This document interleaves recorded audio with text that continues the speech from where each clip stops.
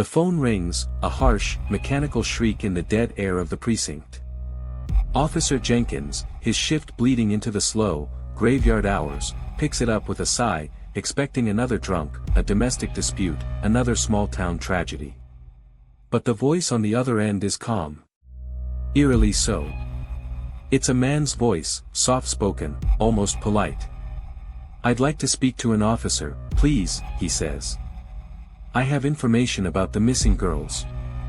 Jenkins sits up a little straighter, his boredom evaporating. For weeks, the town of Millhaven has been holding its breath. 2 local girls have vanished without a trace. The posters of their smiling faces are taped to every lamppost, every store window, their eyes following you down the street. A constant, grim reminder. "I can take your information, sir," Jenkins says, grabbing a notepad. "What's your name?" There's a pause on the line, a beat of silence that feels heavy, charged. Jenkins can almost hear the man thinking, weighing his next words. "My name is Adrian Volkov," the voice says, clear and steady.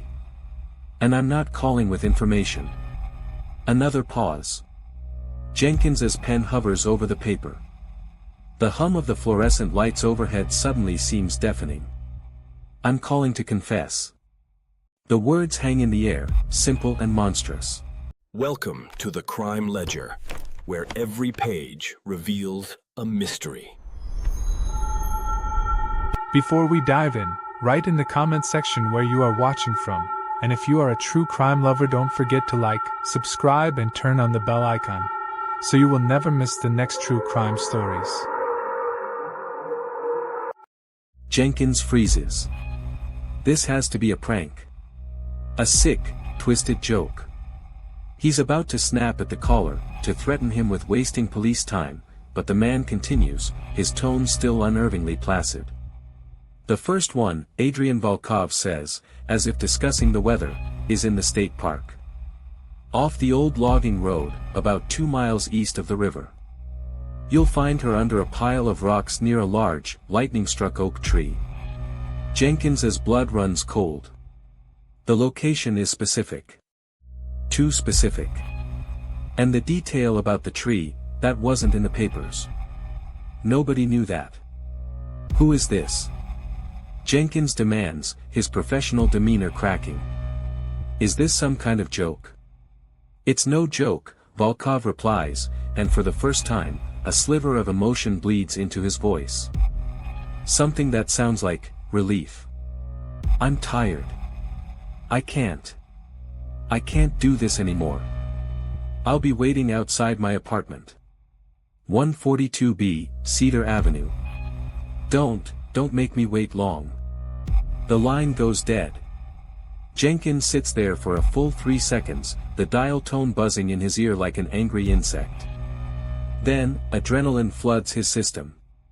He barks orders, the precinct snapping to life around him. Sirens wail into the night. Cars screech away toward Cedar Avenue. Another unit is dispatched to the state park, racing against the dawn. And as they speed through the sleeping streets, one question screams in every officer's mind: who confesses to a murder? Let alone 2. The scene at Cedar Avenue is anticlimactic, which makes it all the more chilling. There is no standoff. No chase. No denial. A single man stands under a flickering street lamp, his hands in his pockets. He's slight of build, wearing wire-rimmed glasses and a simple, button-down shirt. He looks like an accountant, a librarian. He looks normal. As the patrol cars skid to a halt, surrounding him with drawn weapons and shouted commands, he doesn't flinch. He simply looks up, his eyes wide and strangely vacant behind the lenses of his glasses. He slowly raises his hands. "I'm Adrian Volkov," he says, his voice barely a whisper now. "I'm the one you're looking for." They cuff him, read him his rights, and put him in the back of a squad car. He offers no resistance. He just stares out the window, a man finally returning from a long, terrible journey. The detectives watching him feel a deep, unsettling confusion. This isn't what a monster is supposed to look like. Meanwhile, deep in the state park, the other team's radios crackle to life. The voice on the other end is strained, thick with grim confirmation. "We found her," the officer says. Just like he said. The oak tree, the rocks. God. It's her. It's Sarah Bennett. Sarah Bennett. 18 years old. A bright, vivacious girl with a scholarship to State College and a smile that could light up a room. Her face has been staring out from every news broadcast for the past 3 weeks. She had been last seen leaving her part-time job at a local diner, the Millhaven Grill, walking the 6 blocks to her home. She never made it. The town had searched for her. They had combed through woods, distributed flyers, held candlelight vigils. They had prayed for a miracle. But now, huddled under the grim, gray light of a breaking dawn, the searchers found not a miracle, but a nightmare, precisely where a soft-spoken man said it would be. Back at the interrogation room, the puzzle deepens. Adrian Volkov is compliant. He answers questions directly. He confirms the details of Sarah's abduction, his voice a flat, emotionless monotone. He describes seeing her walk alone, his offer of a ride, the moment he pulled the knife. He describes the shallow grave he dug with his own hands. The detectives push him. What about the other girl? Jennifer Collins. The first to vanish, 6 weeks ago. Volkov's eyes drift away from them, focusing on a point on the wall. A muscle in his jaw twitches. That was different, he murmurs. The first one is always different. He goes quiet, retreating into some private, internal hell. The detectives exchange a glance. They have their man. He's confessing. The case should be all but closed. But Adrian Volkov is only just beginning to talk. And the things he will say next will unravel not just 1 or 2 murders, but a horror so vast and buried so deep, it will shake the very foundations of the state. Because Adrian Volkov isn't just confessing to the crimes they know about. He's hinting at others. Many, many others. And the map he's drawing in that small, sterile room doesn't point to just one town's tragedy, but to a sprawling, hidden graveyard that spans years and countless miles. The true scope of his darkness is only beginning to dawn on them, and the most terrifying question of all remains. If he's been killing for so long, and getting away with it, why on earth would he suddenly decide to stop? The interrogation room is a cold, gray box. A one-way mirror reflects the pale, composed face of Adrian Volkov back at him. Across the scarred metal table, Detectives Miller and Vance lean in, their postures rigid, their minds reeling. "Start from the beginning," Adrian, Miller says, his voice low, trying to match the killer's unnerving calm. Jennifer Collins. 6 weeks ago. Volkov nods slowly, as if recalling a mildly interesting anecdote. Jennifer. Yes. She was impulsive. She got into my car willingly. I didn't even need the knife that time. He says it like it was a minor social faux pas. He details the encounter with a clinical detachment that makes Vance's stomach turn. The drive to a remote spot. The struggle, brief, he insists. The disposal. His memory is flawless, a perfect, horrifying record. He gives them coordinates, landmarks. The detectives dispatch a team immediately, a sickening sense of dread confirming that they, too, will find Jennifer Collins exactly where he says she is. But with every gruesome detail, the puzzle grows more complex, not less. This man is not a blundering killer. He is meticulous, organized, intelligent. He has evaded capture for what he is now implying is a very, very long time. Why her? Vance asks, cutting through the graphic description. Why Jennifer? Why Sarah? Volkov looks genuinely puzzled by the question. There is no why, he says softly. Not in the way you mean. They were available. It was their time. The opportunity presented itself. His answers are devoid of rage, of hatred, of any recognizable human motive. He speaks of his victims not as people, but as objects in a grand, terrible design. It's this absence of emotion that is more frightening than any outburst of rage could ever be. Then, he drops the bomb. There were others before them, of course, he says, almost as an afterthought. Jennifer wasn't the first. The air leaves the room. Miller and Vance freeze. The constant, low hum of the recording device seems to grow louder. Others? Miller prods, his throat dry. Yes, Volkov says. He leans back in his chair, a strange, faraway look in his eyes. It started a long time ago. In my hometown. Blackwater Falls. Blackwater Falls. A name that means nothing to them. A quick check confirms it's a small, rural town over 200 miles away. A place Adrian Volkov hasn't lived in for 15 years. How many others, Adrian? Vance asks, the question hanging in the air like a guillotine blade. Volkov is silent for a long moment, his gaze turned inward. He begins to tap his index finger softly on the table. Once. Twice. A third time. He's counting. The memories, they get jumbled after a while, he whispers, more to himself than to them. The faces, sometimes I see them at night. All of them. They don't scream. They just watch. He looks up, and for a fleeting second, a crack appears in the placid facade. A glimpse of something exhausted, tormented, and ancient. I think, 12, he says, his voice uncertain. Then he corrects himself. No. 13. 13 before Jennifer. She made 14. Sarah made 15. 15. The number hits the detectives like a physical blow. 15. It can't be. They'd have known. A spree like that leaves a wake of panic, a pattern, a national task force. There would be files, evidence, desperate families from multiple states. But they have nothing. No unsolved cases in the region match his vague, emerging description. He must be lying. Confessing to glory he hasn't earned. But then he begins to talk about Blackwater Falls. Not in the broad, grandiose strokes of a braggart, but in the minute, intimate details only the truth possesses. He describes the old, abandoned rail yard on the edge of town. The specific rusted hue of a boxcar he used as a landmark. The way the weeping willow tree in the Johnson family's yard would brush against a specific window on windy nights. He names a girl. Lucy Abbott. She vanished after a county fair in 2007. Her case grew cold, a forgotten file in a drawer.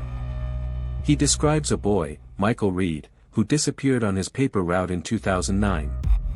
A case initially ruled a runaway. With each name, each specific, haunting detail, the detective's skepticism curdles into a cold, hard dread. These aren't boasts. They are confessions. And they are checking out. A frantic call is placed to the sheriff's department in Blackwater Falls. The voice on the other end is initially dismissive, then stunned into silence as the names are read aloud. Yes, they remember Lucy Abbott. Yes, Michael Reed. Cold cases.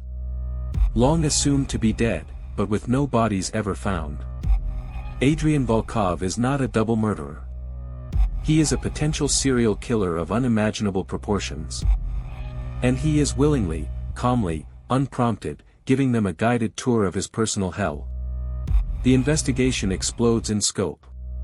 The small Millhaven PD is instantly overwhelmed. The FBI is called in.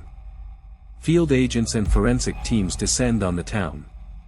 The interrogation is paused. Volkov is transferred to a high-security cell, a suddenly precious and terrifying asset. The priority shifts from proving his guilt to a desperate, urgent race against time. They need to verify his story. They need to find the bodies. They need to bring closure to families who have been waiting, hopeless, for over a decade. But Adrian Volkov is a paradox. He is the key to solving a dozen cold cases, yet his motives are a black hole. He shows no remorse, only a profound, weary exhaustion. He isn't seeking fame. He isn't playing games. He simply stopped. And that is the thought that keeps Detective Miller awake at night, staring at the ceiling. Why turn himself in now? After 15 victims, after perfect, undetected crimes spanning years, why walk into a police station and end it all? There has to be a reason. A trigger. A 16th victim he couldn't finish. A crisis of conscience that arrived a decade too late. Or something else entirely. Something darker. The answers lie in the past, in the secrets buried in the soil of Blackwater Falls. As a dig team, guided by Volkov's disturbingly precise directions, begins to excavate a site near the old rail yard, they make a grisly discovery. Not one body, but two. And as the medical examiner brushes the dirt from the second, much smaller skeleton, a horrifying realization dawns. This victim wasn't a teenager. The bones are too small, too delicate. The remnants of clothing suggest a child. A very young child. And Adrian Volkov never mentioned a child. The world tilts on its axis. The carefully constructed profile of Adrian Volkov, the predator of vulnerable young women, shatters into 1,000 pieces. The small, fragile skeleton found beside the first at the Blackwater Falls rail yard changes everything. Back in the high-security interrogation room, the atmosphere is electric with a new, more profound horror. The FBI's lead profiler, Agent Larissa Thorne, now sits across from Volkov. Her calm demeanor is a stark contrast to the storm of revulsion brewing inside her. "Adrian," she says, her voice neutral, almost gentle. "We found the site by the boxcar. You were very helpful. We found Lucy Abbott." Volkov nods slightly, a flicker of something, satisfaction, in his eyes. "I told you I would be. We found someone else, too," Thorne continues, watching him like a hawk. "Buried right next to her. Someone much younger." Volkov's face goes perfectly still. The placid mask doesn't crack, it freezes. His eyes, which had been focused on a spot on the wall, slowly drift down to the table. He says nothing. "Who is the child, Adrian?" Thorne presses, her voice still soft but relentless. A long, heavy silence fills the room. The only sound is the faint hiss of the air conditioning. Volkov's fingers, which had been resting calmly on the table, curl inward slightly. "I don't know what you're talking about," he whispers. It's the first denial he has uttered since his initial phone call. "The remains are there," Thorne states. "Forensics are examining them now. Dental records, DNA, we will identify this child. It would be better for everyone if it came from you." Volkov shakes his head, a minute, frantic movement. "No. No, that's not possible. There was only Lucy. Only her. He's lying." The master of calm, precise confession is suddenly a terrible liar. Agent Thorne sees it, the panic, the fear. This, the discovery of this child, is the crack in his armor. This is what he didn't want them to find. The investigation fractures into two parallel nightmares.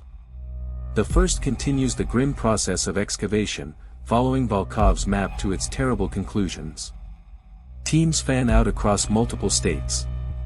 In a forest in Oregon, they find the remains of Michael Reed. In a shallow creek bed in Nevada, another victim, a young woman named Chloe Davis, reported missing in 2012. With each discovery, the staggering scale of Volkov's crimes is confirmed. The number climbs. 8. 9. 10. He was a ghost, a shark moving silently through the waters of everyday America, leaving behind only grief and unanswered questions. But the second, more urgent investigation now focuses on the unknown child. Who was this boy or girl? Why did Volkov bury them with Lucy Abbott? And why is this the one secret he refuses to give up? Forensic anthropologists work around the clock. The child's bones suggest an age of 6 to 8 years old. They find a tiny, silver locket tangled in the remains, its surface tarnished black. Inside, a faded photograph of a woman with kind eyes. It's a clue, a tiny spark of hope in a case mired in darkness. Detectives in Blackwater Falls begin a desperate review of every missing child's case from a 15-year window. They come up with a few names, but none seem to fit the timeline or the description. It's as if this child never existed. Or as if their disappearance was never reported. The pressure mounts on Volkov. Agent Thorne and her team switch tactics, confronting him with the photo of the locket, with the preliminary forensic reports. His calm, Chady completely collapses. He becomes withdrawn, agitated. He stops eating. He stops talking altogether, retreating into a stubborn, impenetrable silence. The key that was so freely given is now locked away, and the one secret he keeps seems to be the most important one of all.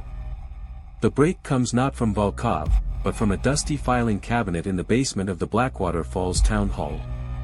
A junior detective, frustrated by the digital dead ends, decides to go through old paper records from the late 1990s. And there, he finds it. A missing persons report for a 7-year-old boy named Tommy Finch. He vanished in the fall of 1998. The report is thin, barely a page. It was filed by a neighbor, not a family member. The notation says the parents, Robert and Martha Finch, were questioned but were uncooperative, insisting Tommy had been sent to live with a relative out of state. The case was closed due to lack of evidence and parental testimony. The date lines up. The age lines up. It's a lead, the only one they have. Detectives track down the address listed for the Finches. The small, dilapidated house on the edge of town is still there, but now it's empty, boarded up, slated for demolition. The neighbors are new, knowing nothing of the family that lived there decades ago. But an elderly woman living down the street remembers. She remembers Tommy Finch. A quiet, shy little boy with big eyes. She remembers the parents. Robert, a sullen, angry man who worked at the now-defunct lumber mill. Martha, a fragile, nervous woman who seemed to live in constant fear. And then one day, they were just gone, the old woman says, shaking her head. Packed up in the middle of the night. Never said a word to anybody. We just assumed they'd finally moved away to be with that relative they always talked about. The pieces click into place with a sickening finality. The uncooperative parents. The sudden move. They hadn't sent Tommy away. They had known he was dead. And they had covered it up. But why? To protect someone? To avoid scandal? The DNA from the child's bones is a match to a sample taken from a discarded coffee cup from Martha Finch's brother, found living in another state. The child is confirmed to be Tommy Finch. The investigation now turns to the parents. Where are Robert and Martha Finch? After a nationwide search, they are found living under different names in a quiet retirement community in Arizona. Confronted by FBI agents, their decades-old facade of normalcy crumbles in an instant. Through tears of guilt and shame, Martha Finch confesses. Yes, Tommy disappeared. They knew he was dead. They suspected something terrible had happened, but they were too afraid to go to the police. Because the person they suspected, the person who had been watching Tommy, who had been seen giving him candy, who had a violent, unpredictable temper, was their 19-year-old neighbor. A young man who mowed their lawn, who was always a little too quiet, a little too intense. A young man who had once been caught torturing a neighbor's cat. A young man who vanished from Blackwater Falls himself not long after Tommy did. His name was Adrian Volkov. The revelation sends a seismic shock through the entire case. Tommy Finch wasn't Volkov's 14th victim. He was his first. The origin story of a monster. The murder that started it all. This was the secret he was so desperate to keep buried. This was the crime that defined him, that forged him into the predator he would become. The child he couldn't bear to confess to. But as agents prepare to confront Volkov with this ultimate truth, to break his silence with the name Tommy Finch, a senior detective reviewing the old Finch case file makes a bizarre and inexplicable discovery. The initial missing persons report for Tommy Finch was filed by a neighbor. But the officer who took the report, the first and only law enforcement official to ever speak to the Finches, the man who made the notation that the case was closed due to lack of evidence, was a young, rookie patrol officer. And his name was Officer Ben Miller. Detective Miller. The same man who was one of the first to interrogate Adrian Volkov in Millhaven. The same man who is now a lead detective on this very case. The world inside the task force headquarters seems to shrink, then explode. All conversation stops. All eyes turn to Miller, who stands frozen, the color draining from his face as the realization dawns on him, too. He had been that rookie cop in Blackwater Falls, over 2 decades ago. It was his handwriting on that report. His decision to close the case. He had been the one to let Robert and Martha Finch walk away.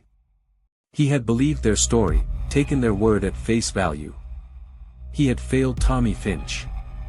And in doing so, he had, however indirectly, allowed a serial killer to walk free for 15 more years. The emotional tension in the room is suffocating. It's a conflict of interest of the most profound and personal kind. Miller is immediately removed from the investigation, his service weapon and badge placed on the desk. He doesn't fight it. He just stares into the middle distance, his career and his conscience collapsing around him in ruins. But his removal creates a devastating problem. He is now a material witness. And his memory of that long-ago day is the final, crucial piece of the puzzle. Under intense questioning from his own colleagues, a horrified and broken Miller recounts the day the Finches reported Tommy missing. He remembers the parents, nervous, evasive, insisting it was all a misunderstanding. He remembers feeling that something was off, but he was green, inexperienced. He'd assumed it was a family dispute. He'd taken the path of least resistance. He never once, not for a second, suspected the quiet, polite teenager who lived next door.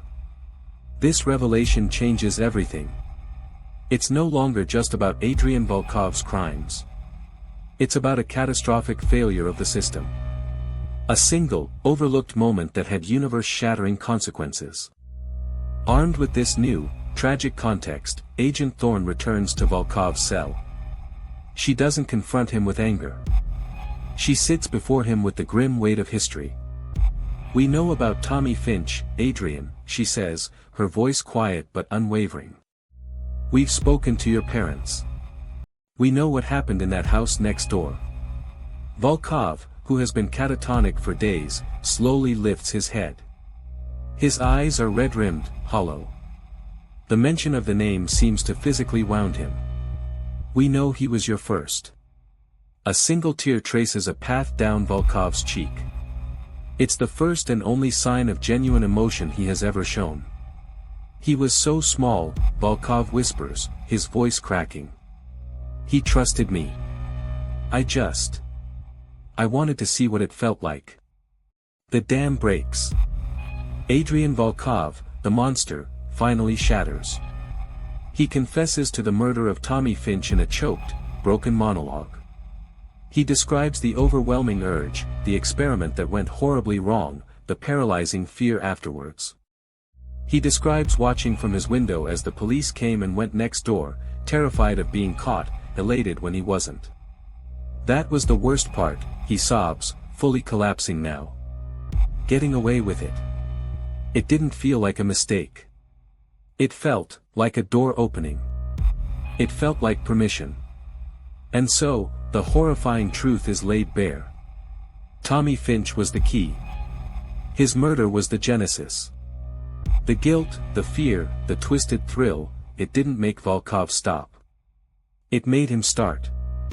The quiet teenager from Blackwater Falls was forged in that fire, transformed into the ghost who would haunt the highways for the next 15 years. The story seems to have reached its grim, conclusive end. The why has been answered. The puzzle, however heartbreaking, is complete. Volkov is charged with 16 counts of murder. He pleads guilty to all of them, refusing a trial. He is sentenced to life in prison without the possibility of parole, a small mercy for the families who are spared a long, painful trial. The media moves on. The town of Millhaven tries to heal. The families of the victims, from Lucy Abbott to Sarah Bennett, finally have a place to lay their flowers. But for Detective Miller, now living with the unbearable weight of his unwitting role in the tragedy, there is no closure. He resigns from the force. He spends his days haunted by a single, persistent question, a question that Agent Thorne also can't let go of. Why? Why, after 15 years and 15 perfect murders, did he stop?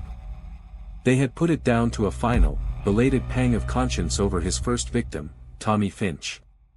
The guilt that finally caught up with him. It was a neat, psychological bow to tie around an otherwise incomprehensible horror. But Agent Thorne pays one last visit to Adrian Volkov in his maximum security cell.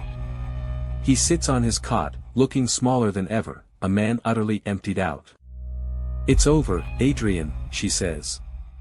"You got what you wanted." He looks at her, and his eyes are clear now, but deeply, profoundly tired. "Did I?" he asks. "You're famous now," she states. "Your name is in the history books. Right next to Bundy, and Dahmer, and Gacy. Is that what you wanted? To be remembered?" A faint, sad smile touches his lips. It's the most human expression she has ever seen on his face. "I don't care about being remembered," he says. "I just needed it to stop." "The killing?" Thorne asks. Volkov shakes his head slowly. He looks past her, towards the small, barred window, towards the world outside. "No," he whispers. "Not the killing."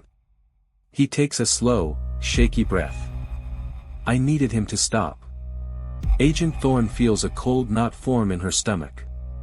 "Who, Adrian? Who needed to stop?" Volkov's eyes focus on her again, and in their depths, she sees a final, terrifying truth. "The other one," he says, his voice dropping to a barely audible whisper. "The one who made me do it. The one who's been with me since the beginning. Since Tommy." He leans forward, his chains clinking softly in the silent cell. "I turned myself in because I was finished. But he's not. He's still out there." He looks directly at her, his gaze intense, pleading, and utterly sane. "And he's looking for a new partner." Thanks for watching. Don't forget to like, share and subscribe for more true crime stories told like never before.